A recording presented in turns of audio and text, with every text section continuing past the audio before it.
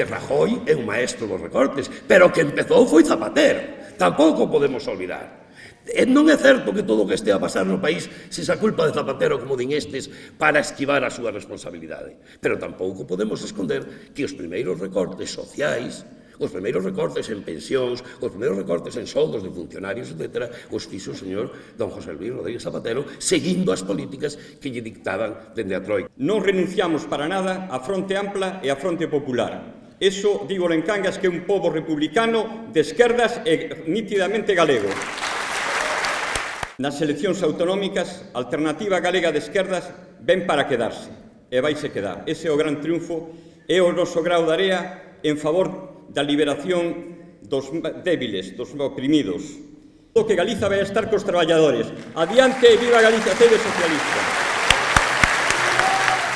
Exercen a violencia nesa contrarreforma laboral cando nos din que poden mudar as nosas condicións laborais como queiran, cando nos din que nos poden despedir preventivamente en aras a que unha empresa poda ter perdas, cando nos din que temos que rebaixar os nosos salarios, cando está dicindo a patronal que queren que eliminen o salario mínimo interprofesional, cando temos un conselleiro de Educación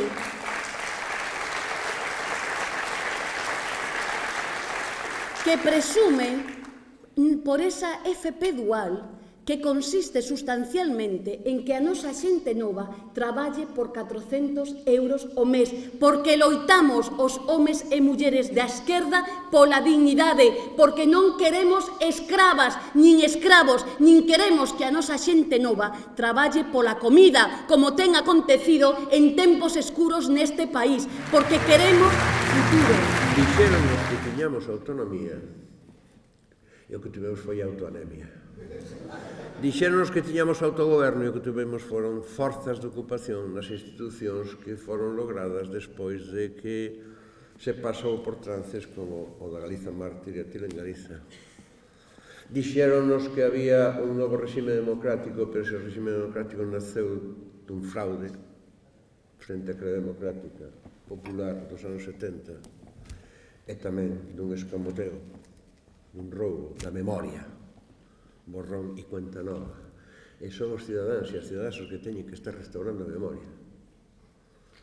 E dixéronnos tamén que íamos ter plenitude de dereitos e benestar nunha Unión Europea e algúns dixemos xa en 1992-93 por escrito que o Tratado de Maastricht que nos condenaba era ao que agora está a acontecer. Non nos fixeron caso. Polo tanto, temos que identificar o inimigo principal, o auténtico inimigo. E temos que identificalo ao que é o inimigo da maioría social, da cidadanía do común, da que constitúe hoxe a esquerda social, e pensarmos en termos da sociedade e da cidadanía e non das superestructuras partidarias. Sabedes que hoxe, tanto a política agraria como a política pesqueira común, que as dúas son as dúas patas da soberanía alimentaria, porque son as dúas patas da alimentación, decídense en Europa condicionadas polos intereses das grandes multinacionais.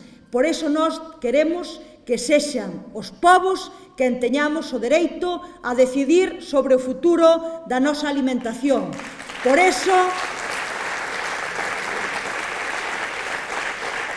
queremos unha política pesqueira que salvagarde e potencie a pesca artesanal, que salvagarde e potencie o marisqueo e que lle faga frente aos intentos da acuicultura intensiva de destruir as nosas costas, de destruir os nosos recursos do mar, para que todas as persoas que traballades no mar podades vivir dignamente do voso traballo e, ademais, podades ser que empoñades nas nosas mesas eses produtos do mar. Pero tamén queremos unha política agraria que permita aos labregos e labregas que podamos producir a alimentación básica da cidadanía e que sexamos labregos e labregas.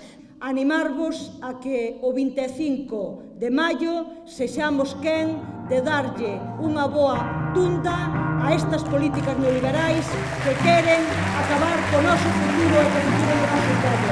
Moito ánimo e adiante.